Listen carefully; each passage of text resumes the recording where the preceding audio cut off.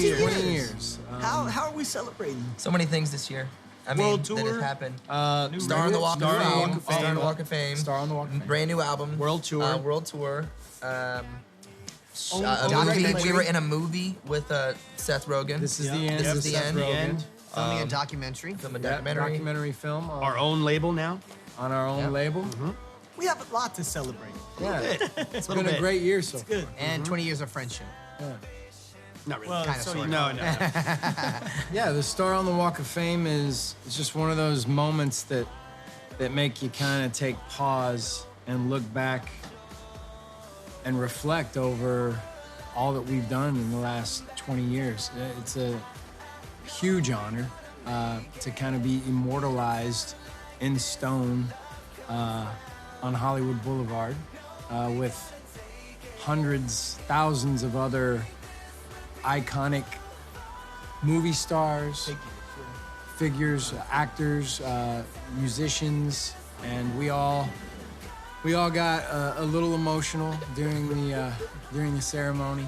But it was just one of those moments that make you look back, reflect, and be like, wow, look how far we've come. Look what we've done together. Also, on top of that, when you love what you do and you work at it and you're in that moment, you know, and magic happens, amazing things can happen. You know, I think we didn't really know where we were going to end up. We knew that we wanted to have a career. We knew that we wanted to. We know that we are fighters. We know that we love what we do. We love our music. We love our fans. You know, we love what we represent. And I think that all those things, the combination, I think, created the recipe that has kept us around this long. I think, you know, as an artist, in order to maintain a long career, you know, you do have to evolve with your fans. You have to evolve with times. You have to evolve with music and sounds. I mean, you look at all the greatest artists that have done it, from Michael Jackson to Madonna, Elton John, Cher. You know, it's a formula that, you know, I think is, you know, it all starts with the music. You know, and that's one thing I think we're very proud of. You know, we've been able to make music that is timeless, that can stand the test of time. You know, even to this day, Quit Playing Games with My Heart. You know, that was one of our first songs that came out, but still to this day, it's still as fresh as it was back when we first recorded it. It's all about, I think, the right team, the right music, the stars aligning, all that stuff, and just, you know, constantly evolving. You do have to evolve. You have to grow. It's a work, you know, our career is a work in progress, you know, because you have 5 individuals and, you know, sometimes you want to go 5 different directions, but it's important to communicate and focus on what the goal brand is new for the goals group. for us. Exactly. Exactly. Oh, you took the words right out of my mouth. It's important to go. It's important to go one direction.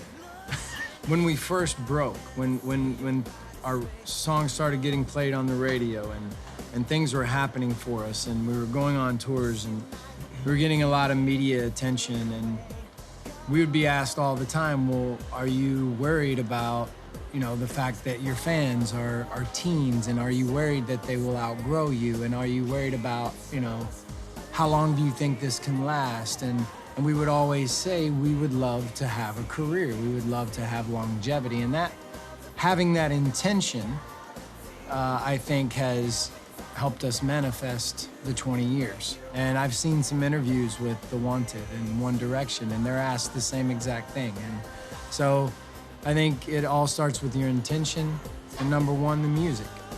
And we have the greatest fans in the world.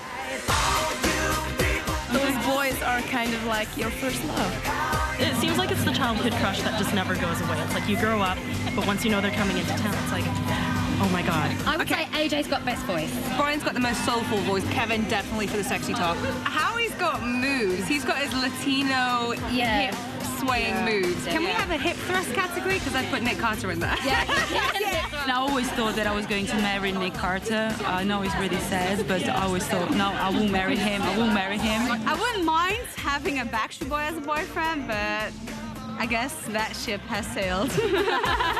The live performance is, for Backstreet Boys, has been, I think, one of the key things that has kept this band going through the years.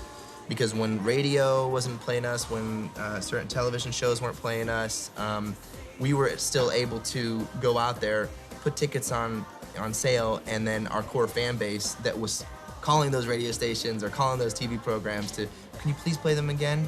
They would come and see us. And so our show was important. You know, we like to say it's sort of in the same league as like taking our shows in you know, like Michael Jackson or Janet Jackson or Madonna.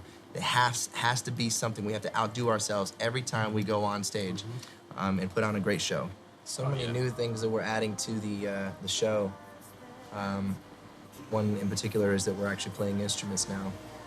It's my favorite section of the show. I remember when I was younger, I used to tell the guys, guys, we gotta learn to play some instruments.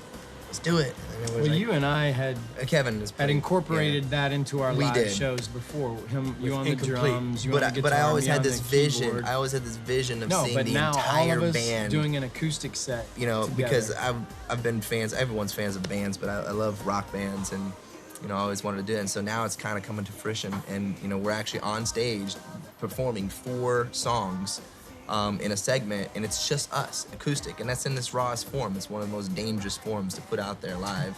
And it's very fresh for us. It's an unbelievable show. We think it's on the level of what we've done in the past with Millennium and Black and Blue. But to say at the same time, doing the same songs for now 20 years, like including Quit Playing Games and some of the earlier songs, the reason why we're able to still keep it fresh and the energy on stage is because of our fans. Because every night we're seeing different faces. Well, a lot of same faces, but in different countries we're seeing, you know, different faces. And we're having sometimes some of the fans that have been there from, you know, early days that are now bringing their kids, even, you know, new fans that are coming around. But it's them that give us the energy to be able to sing the song, even if we sing it a million times over, because we feed to off of see that energy and that smile that we bring, you know, upon them, and the way they just get crazy, you know, it's like, you gotta admit that's something that will take a person who's sad and all of a sudden somehow or another just bring some life back into them. 1993, April of 93, when we all first hooked up 20 years ago. AJ was the very first. I was the very, very first. AJ was the very first. I'm the OG. Then it was Howie and Nick. They lost Howie's headshot, right? Yep. And they Yeah. almost lost him from the group, Yeah. right? So thank God you're still here. Because he had an alias, he had a stage name, and they couldn't find him because they had lost his headshot. But so these 3 were the originals, and then there were 2 other gentlemen that didn't work out. I came along and then brought my cousin Brian along, and then that was the 5. There's just something like that works between all of our signs. It's just chemistry. You know, it really is. It's hard to explain, but we all come together, and we think the same way, and we all see the same goal. That's how a career can last, is by having the same vision, the same goals, and then everybody working just as hard to achieve those goals. And so that's the kind of chemistry that we do have. We respect one another. We genuinely care for one another. It's more like siblings, where sometimes you get along with your siblings, sometimes you don't. But the 5 of us love music. We're passionate about what we do. We care about what we do. We're competitive. I think that the combination of all of our different chemistries here and different minds and, you know, taste of music to taste of fashion to taste of, you know, just culture and you know, beliefs, I think when we come together, it's almost like we get to like a nucleus, and that is really powerful, because it's taken so many different thoughts and so many different, you know, directions, and being able to put them together one, then I think we actually have what the mass public will eventually like.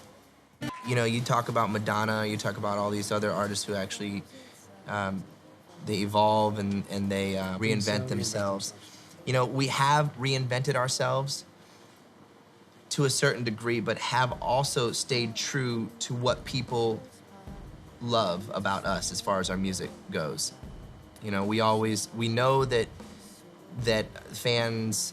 our fans love our music, you know, and they love what we have done in the past as well.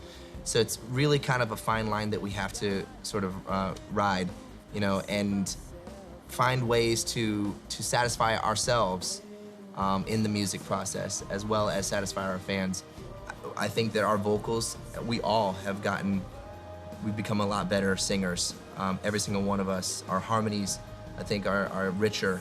But when it comes to music over the years, I mean, yes, you can't stay doing the same songs that you did in 1999. We try to make music that, number one, that we like, that we love, And then hopefully the fans will love that as well. But with this album especially, this is the first album that we had 100% creative control of.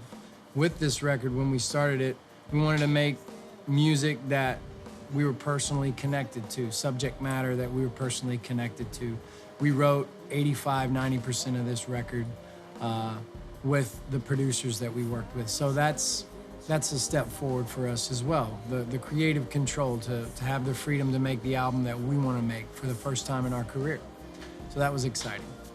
The cruise is the ultimate fan experience, I would think. It's a little daunting, thinking you're gonna be on a cruise ship in the middle of the ocean with 3,000 fans. It's a little, I don't know, not scary, but you're just like, wow, okay. But we had a blast. It's a lot of energy that we're expending. It's literally a 24-hour-a-day party. We do 2 live concerts on board. We have a deck party every night. Beach party, game shows. It allows us to be that much closer to our fans. I mean, really, really. They close. see us they get to see us in a different light. Yeah, much more tangible. Coming here to London and getting away from our families, because we've got wives and kids now and responsibilities back home, and when you go away somewhere and it allows you to just kind of leave that, kind of push it in the back a little bit and focus, and all of us reconnect and go to the studio every day and just focus on being creative. You don't have to worry about, I gotta go to the bank today, I gotta pay this bill, I gotta pick my son up from school, I gotta take him to football practice, I gotta, it just allows you to focus and create, and it also allowed us to reconnect again. We create a good, free, easy working environment that had no distractions. Also allowed us just to have an open canvas and just really experiment and figure out where we wanted to go with this record. Because this is the first time, like we said, that in 7 years we had actually had Kevin back with us, and always going, starting a record is always, I think, the hardest, because you're always trying to figure out, okay, where are you gonna go with it? And we create a great environment for us just to be able to do that and go left if we wanted to, experiment, go right, and also go, that's a little too far, let's come back here, It was a great way to lay the foundation for this album, because like how I was saying, we weren't 100% sure what direction we wanted to go in, but we wrote about a little over 20 songs over here. We demoed about 15 of them, and 5 or 6 of them made the album in some form or another. So in a 3-week process. In a 3-week process. Kill each other. It actually went better than we thought. Obviously all 5 of us living in the same house, we didn't really know what's gonna happen, but it was really nice to kind of reconnect. Kevin had been gone for almost 7 years. So it was a really nice bonding thing for us, as well as creatively allowing us to constantly have those juices flowing and, picking up your guitar, writing at 2 a.m, knocking on someone's door, I've got this great idea. And then going to the studio and having a bunch of different writing rooms set up. So it was constant creativity going on, these, it was really, really cool, actually. I think that the general public, they don't know how we came to be. They don't know, they think, that it just fell into our laps, that we were put together and then all of a sudden we're on television and radio and we're successful. But that's not how it happened. We worked very hard to get a record deal. And then once we got that record deal, we worked very hard. Going to record labels, singing in their lobbies, singing in their offices, trying to get noticed, trying to make a name for ourselves. And actually, even today, we're still doing a lot of work. Because I think it's one of those kind of things that, in order to, keep at the best of what you do and to, try to attain to be on the top of your game, you have to work. And I think sometimes people just think that this industry has, even more so nowadays, especially since the social media has been able to, and TV has been able to speed up the process, that people can, in the public eye, look like they've had success overnight. But that's the one thing, I think, the reason why we've been able to stand the test of time for 20 years. And, times where we were on the radio and now times where we're not all over the radio, but still be able to have the success that, we're able to go around the world and still tour, because we laid that groundwork there, that foundation in the early years? What have been our personal highlights So many. of 20 Yeah, years? there is countless. The Star, Star for for sure. sure. Recently. Yeah. One of Yeah. our Star biggest on the highlights. Hollywood Walk of Fame would have to be one. Our very first gold record, Yep. That was in Germany. that was in Came Germany. in Germany. Maybe our first MTV award over here in Europe. Yeah. Yep. Yeah, playing a huge stadium in Brazil for 100,000 people. In All over Rio. South America, yeah, and That was Japan. amazing. Going to certain places for the first time when I was really young, like 15 years old, going to Sweden for the first time, Stockholm. Meeting the producers who would ultimately later on Change our life. change our lives.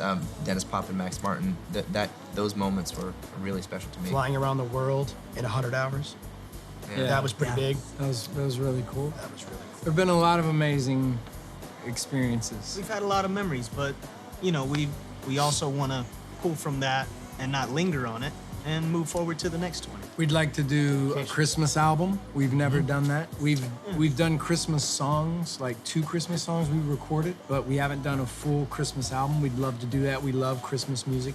We'd love to do an acoustic album of maybe take our old songs and do them completely acoustic, new arrangements. And keep creating it. Move Maybe forward. Backstreet Boys on Broadway Yeah. someday. You know, I There's don't a know. lot We're left for kicking us to around a do. lot of ideas.